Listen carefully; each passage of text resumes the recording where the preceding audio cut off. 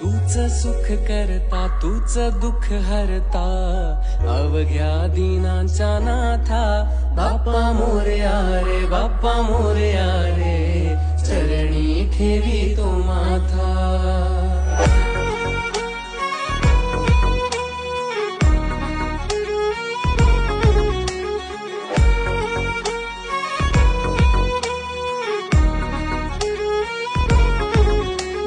झाले पुरे 1 वर्ष होतो वर्षान एकदा हर्ष गोड अन्नाचा होतो रे स्पर्श घ्यावा संसाराचा परामर्श। पुऱ्या वर्षाची साऱ्या दुःखाची वाचावी कशी मी गाथा बाप्पा मोरया रे बाप्पा मोरया रे चरणी ठेवे तो माथा।